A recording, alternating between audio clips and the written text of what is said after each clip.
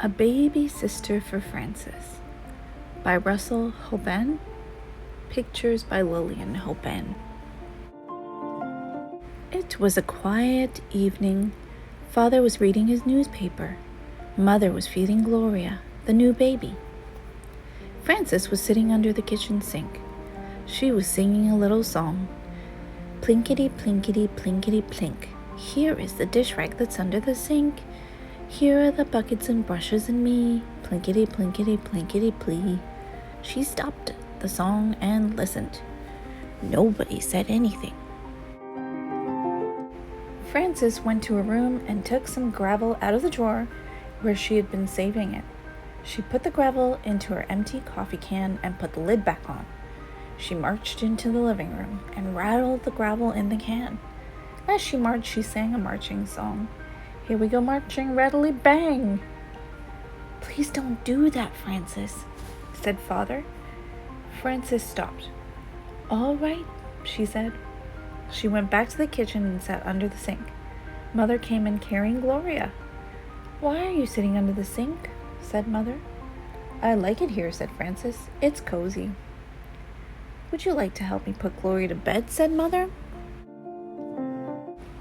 How much allowance does Gloria get? Said Frances. She's too little to have an allowance, said Father. Only big girls like you get allowances. Isn't it nice to be a big sister? May I have a penny along with my nickel now that I'm a big sister? Said Frances. Yes, said Father.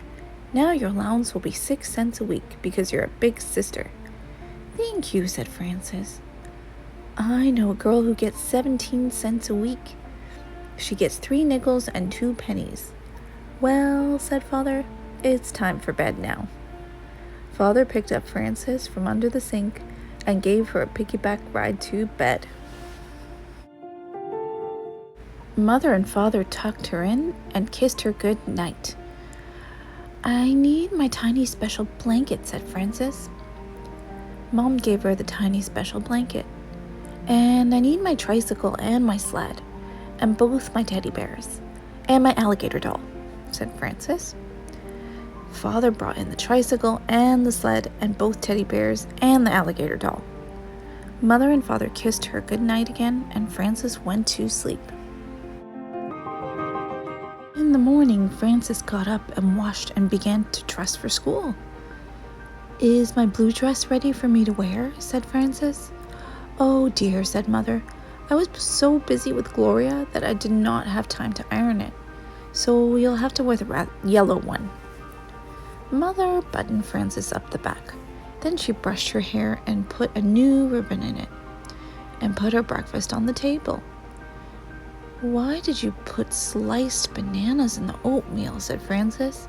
Did you forget that I like raisins? No, I didn't forget, said Mother. But you finished the raisins yesterday, and have not been out shopping as yet. Well, said Frances, things are not very good around here anymore. No clothes to wear, no raisins for the oatmeal. I think maybe I'll run away. Finish your breakfast, said Mother. It's almost time for the school bus. What time will dinner be tonight? Asked Frances. 6:30, said Mother. Then I will have plenty of time to run away after dinner, said Frances. And she kissed her mother goodbye and went to school. After dinner that evening, Frances packed her little knapsack very carefully.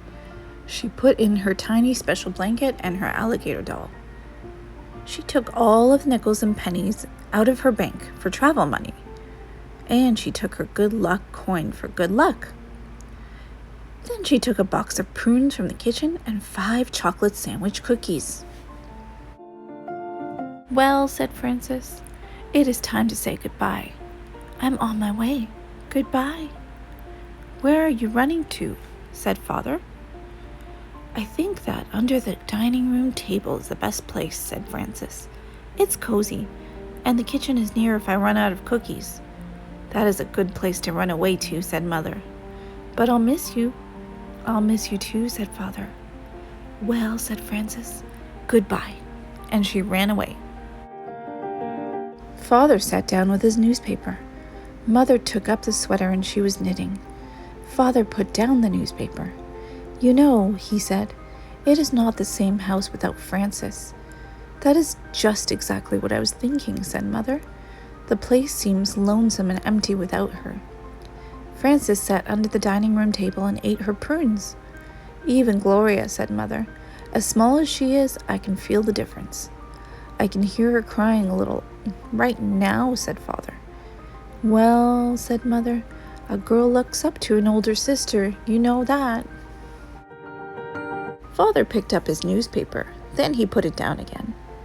"I miss the songs that Frances used to sing," he said. "I was so fond of those little songs," said Mother.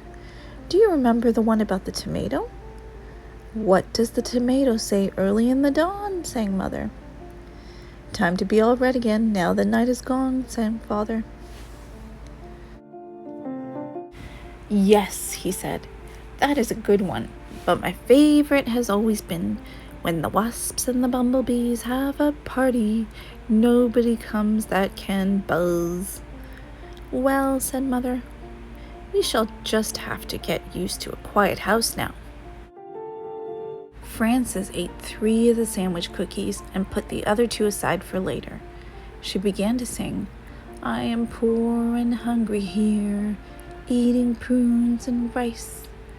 Living all alone is really not so nice." She had no rice, but chocolate sandwich cookies did not sound right for the song. "I can almost hear her now," said Father, humming the tune that Frances had just sung. "She has a charming voice." "It is not a family without Frances," said Mother. "Babies are very nice. Goodness knows I like babies. But a baby is not a family." "Isn't that a fact?" said Father. "A family is everybody all together." "Remember," said Mother, "how I used to say, 'Think how lucky the new baby will be to have a sister like Frances.'" "I remember that very well," said Father. "And I hope that Gloria turns out to be just as clever and as good as Frances, with a big sister like Frances to help her along." "She ought to turn out just fine," said Mother. "I'd like to hear from Frances," said Father, "just to know how she's getting along in her new place." "I'd like to hear from Frances too," said Mother. "And I'm not sure the sleeves are right on the sweater I'm knitting for her." "Hello," called Frances from the dining room. "I'm calling on the telephone. Hello, hello. This is me. Is that you?" "Hello," said Mother. "This is us. How are you?" "I'm fine," said Frances. "This is a nice place. But you miss your family when you're away. How are you?" "We are well," said Father, "but we miss you too." "I'll be home very soon," said Frances, and she hung up. "She said that she will be home soon," said Father. "That is good news indeed," said Mother. "I think I'll bake a cake." Frances put on her knapsack and sang a little traveling song. "Big sisters really have to stay at home, not travel far away, because everybody misses them and wants to hug and kisses them." "I'm not sure about that last rhyme," said Frances, as she arrived in the living room and took off her knapsack.